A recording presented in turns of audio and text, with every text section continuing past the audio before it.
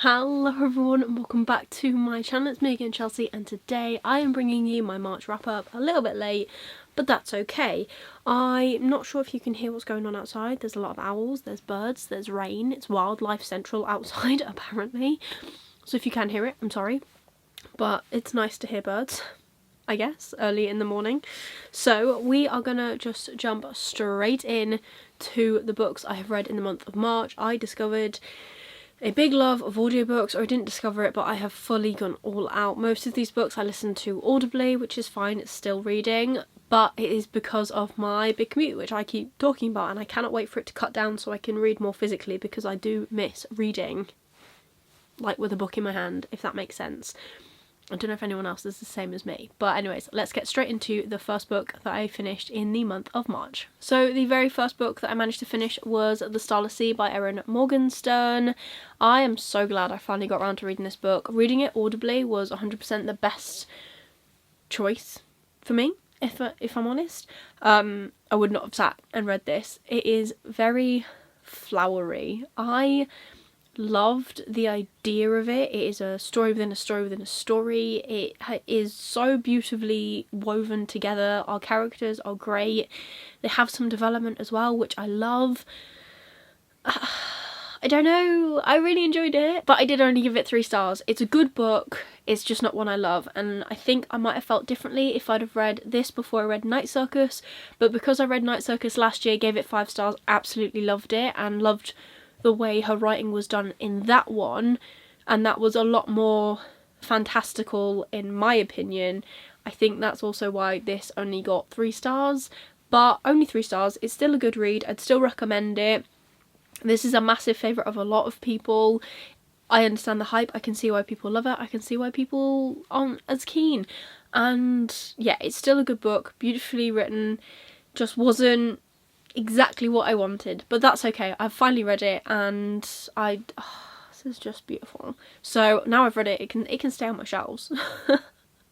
But it just means, I don't know, I don't think I'd reread it anytime soon. Maybe I would reread it physically and see if that changed how I felt about it, but not too sure. 3 stars, good book.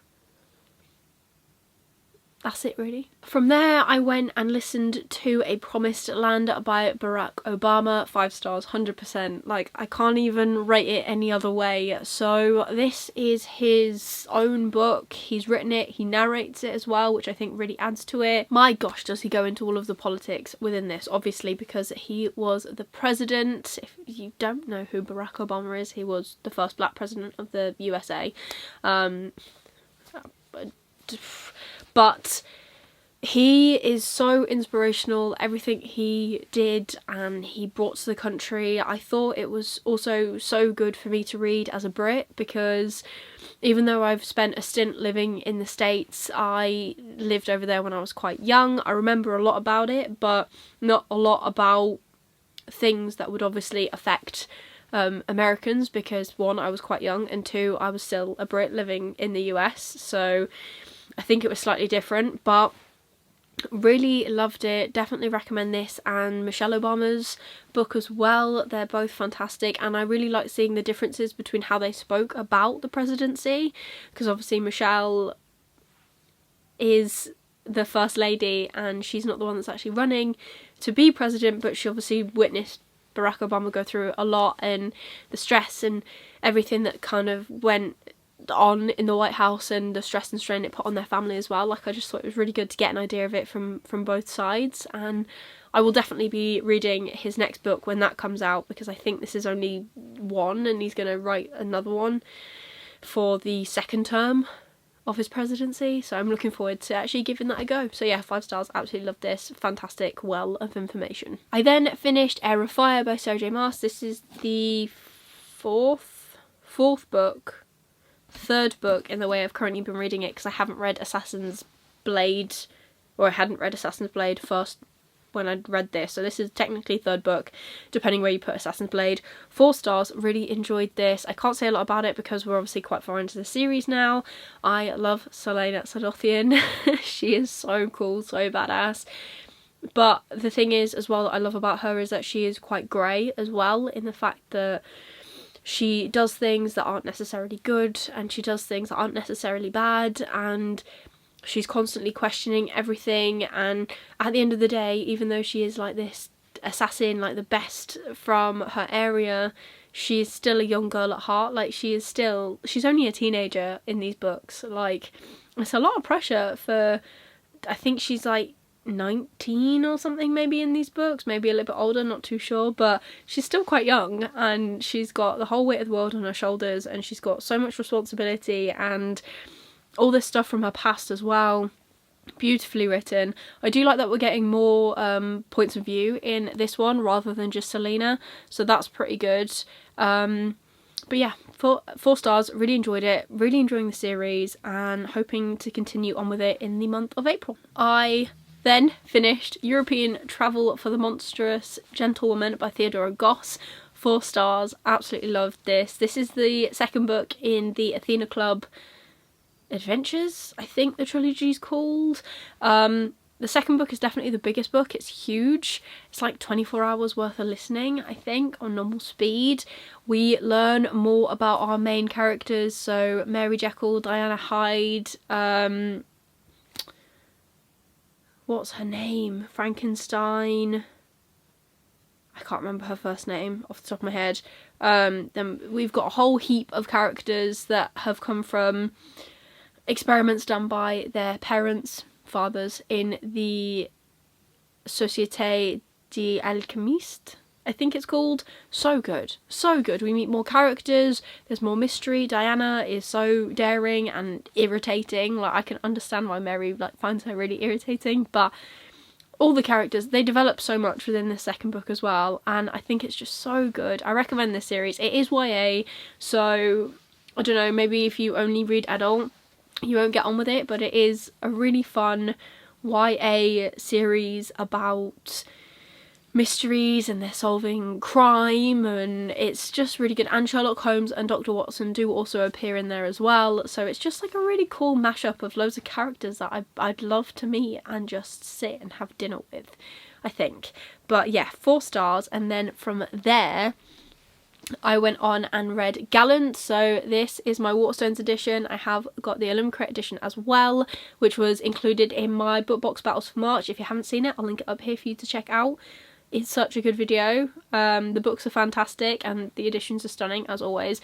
But I rated this 4 stars as well. This is not my favourite V.E. Schwab book. It's not. It is written for a younger audience, or it feels like it's written for a younger audience, and I know so many people love it and gave it 5 stars, and that's great, but for me it just wasn't everything that I wanted. I guess I love Olivia Pryor. She is such a cool character.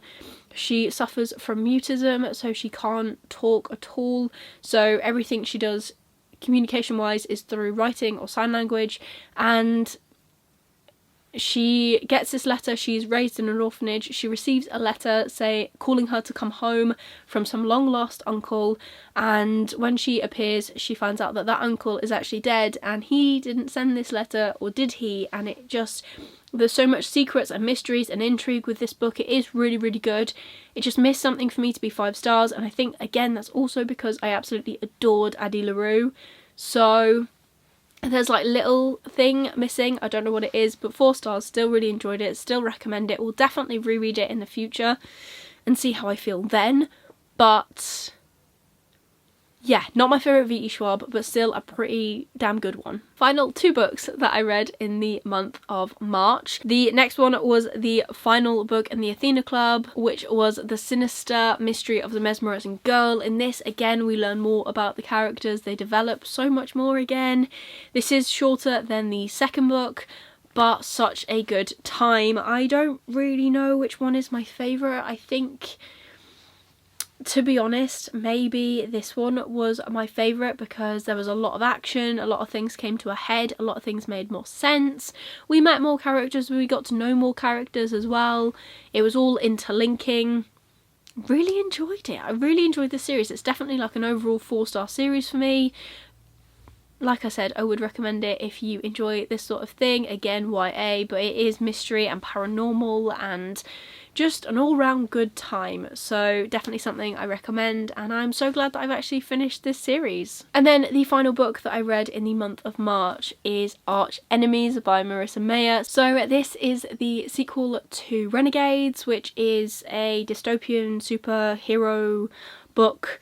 It is so good. I can't say a lot about this because obviously it spoils a lot of the first book, but still split POV, still following Nova, who is an anarchist, which is a bad guy, and we're following Adrian, who's a renegade, which is a good guy, and Nova in the first book infiltrates the renegades to try and learn more to help the anarchists take over control again.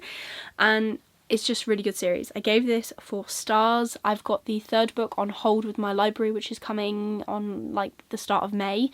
So I'm hoping to get this series finished as well this year, and I just need to buy the 3rd and final paperback. These first 2, I've got the other one up there, were very kindly gifted to me by Noelle, so thank you again, Noelle. I really enjoyed these. I do also recommend the audiobook. They're really, really good, and they've got some really good character voices, so I loved that. So that's everything for my read books of March. This month I managed to read 7 books and a grand total number of pages of 3,849 pages, which I've never mentioned before, but this is 100% my best month, and I'm hoping it's just going to get better from here. So that is everything for today's video. I hope you enjoyed it. If you did, please give it a like. It really supports me and my channel.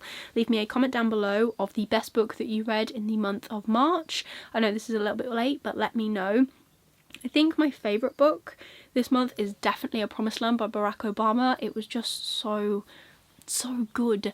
So yeah, that's my favourite book of this month. And if you want to see more of me doing this and reading and vlogging and all sorts, then please consider subscribing down below and ringing that notification bell to get notified every single time I upload new videos. I currently upload on a Wednesday and on a Sunday, so be sure to stick around for more bookish content from me. But otherwise, that is everything for this month's video. I hope you're having an amazing day, and I will see you soon in the next one. Bye.